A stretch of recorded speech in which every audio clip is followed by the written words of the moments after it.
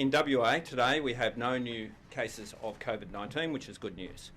The state's total remains at 951 cases and 932 people have recovered from COVID-19.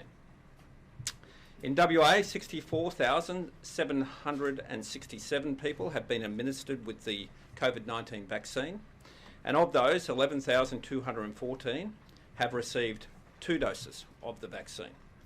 Yesterday, 2,462 people were vaccinated in Western Australia.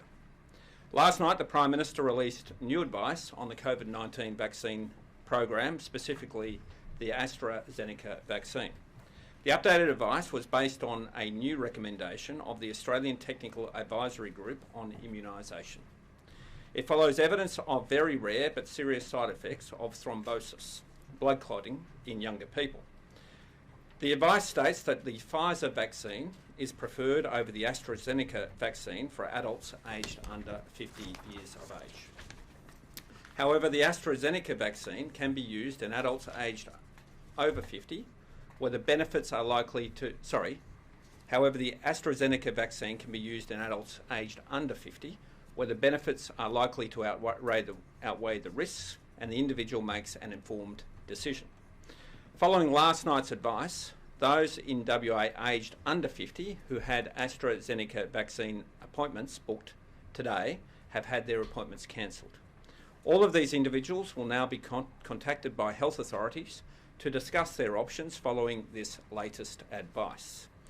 People who have had their first dose of AstraZeneca of any age without any serious side effects can be given their second dose, including those under 50. It is important to remember the side effect is extremely rare.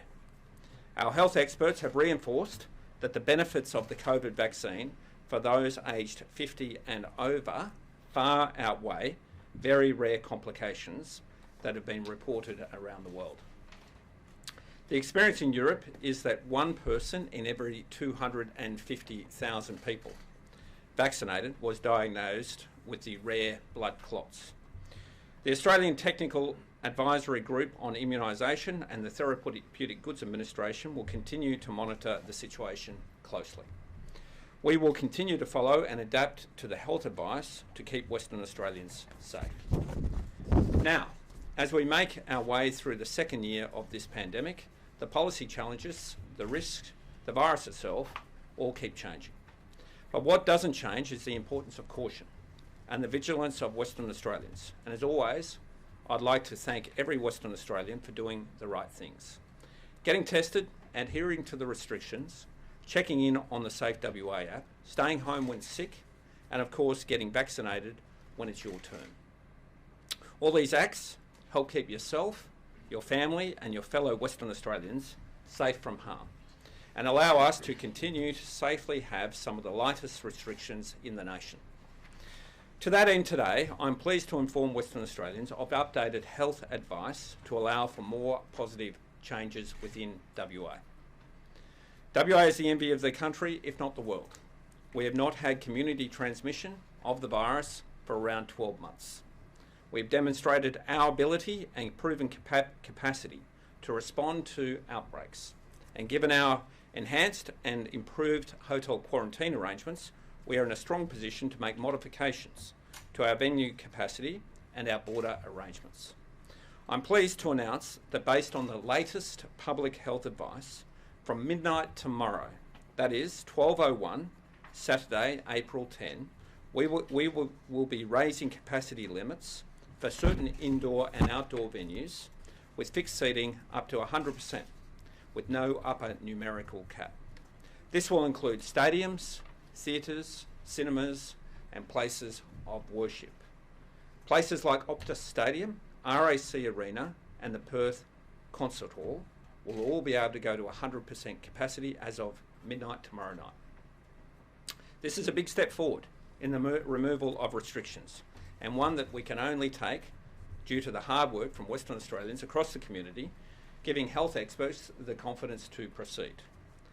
There are some restrictions that are needed based on health advice, namely the 75% capacity limit for restaurants, clubs and cafes with dedicated seating, and the 2 square metre rule for pubs, nightclubs, bars and other music events.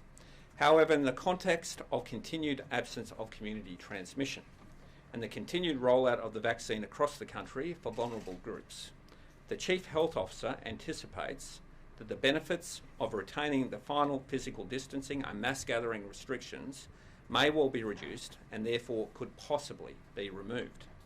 To that end, the Chief Health Officer has recommended that the situation be To that end, the Chief Health Officer has recommended that the situation be reviewed in 1 month's time with further advice to be provided.